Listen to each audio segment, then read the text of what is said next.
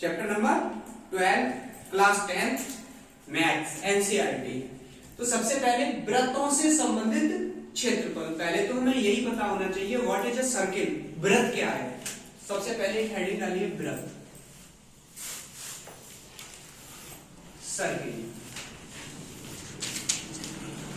Circle is a closed figure, वृत्त एक बंद, वृत्त उसको कहते हैं हम जो एक बंद चित्र होता है, बंद वक्र होता है और जिसकी एक निश्चित बिंदु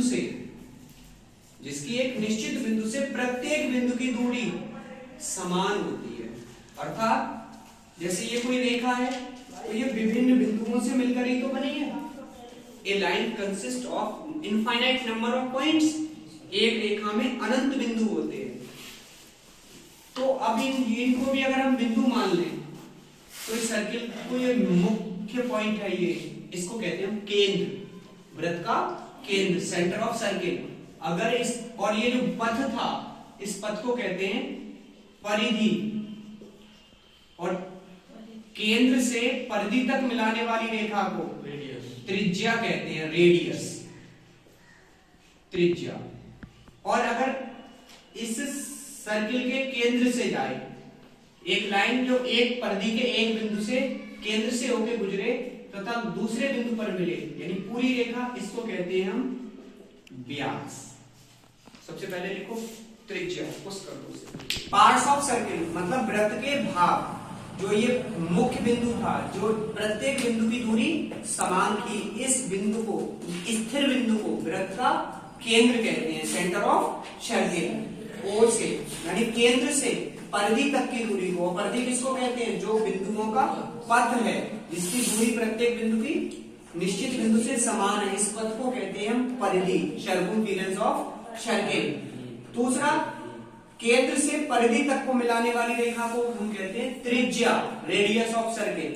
और अगर कोई एक ऐसी त्रिज्या, अगर एक परिधि के एक बिंदु से एक रेखा जाए, केंद्र से गुजरती हुई दूसरे बिंदु तक निकल जाए, मतलब वो रेखा कहां से जानी चाहिए, केंद्र से होके जाए, तो उस रेखा को हम कहते हैं वृत्त का व्यास। और जीवा, केंद्र परिधि पर दो बिंदुओं को मिलाने वाली रेखा को हम वृत्त की जीवा कहते हैं। और किसी भी वृत्त की सबसे बड़ी जीवा उसका व्यास होता है, व्यास भी एक जीवा होती है। Diameter is the chord, what is the longest chord of circle is diameter. ठीक है, अब हमें इसके निकालने हैं क्या, अगर हमें त्रिज्या निकालनी है तो व्यास निकालना है, परिधि निकालनी है, फिर इसका क्षेत्रफल निकालना है। तो सबसे पहले बात करते हैं हम त्रिज्या और व्यास की। तो त्रिज्या बराबर होता है बेटा, त्रिज्या बराबर, आप वैसे भी देख रहे हैं कि इसे त्रिज्या कहेंगे और इसे भी त्रिज्या कहेंगे। मान लो ये बिंदु ए है, ये बी है, ओ ए भी त्रिज्या हो गई, ओ बी भी त्रिज्या हो गई, तो ये दोनों क्या होंगी, आर, रेडियस हो गई। और पूरे को कहते हैं हम व्यास। तो त्रिज्या बराबर, तो त्रिज्या में 2 का गुणा करना पड़ेगा, डबल ही तो होगी, तो 2 गुणा त्रिज्या बराबर व्यास। त्रिज्या को आर से लिखें तो 2 गुणा आर बराबर व्यास को डी लिखें तो ये आ जाएगा। इसका मतलब आर बराबर डी बाई, अगर हमें किसी वृत्त की व्यास दिया है और त्रिज्या निकालनी है तो उसमें 2 का भाग कर दें, और व्यास निकालना हो, त्रिज्या दी हो तो 2 का गुणा कर दें। दूसरा, वृत्त की परिधि,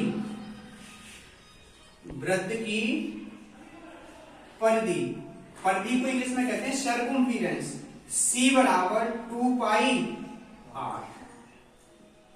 अब ये 2 पाई क्यों आता है यहां पे, प्रॉब्लम ये 2 पाई, पाई इज अ कांस्टेंट, ये ग्रीक भाषा का शब्द है और एक नियतांक है। पाई कोण के लिए आता है, 1 पाई रेडियन बराबर 180, ट्रिग्नोमेट्री में बताया था आपको, 1 पाई रेडियन बराबर 180 डिग्री। अब हम यहां मान लो ये सर्किल है, ये इसका सेंटर है, ये 1 पाई एंगल सब्स्टिट्यूट करेगा।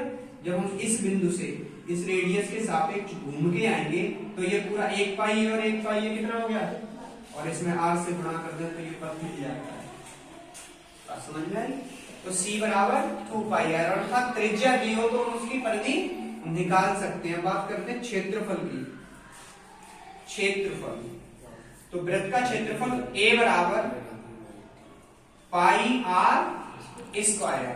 अगर हम त्रिज्या का वर्ग करके उसमें पाई का गुणा कर दें तो वो वृत्त का क्षेत्रफल बन जाता है। तो नहीं चालू करोगे सेव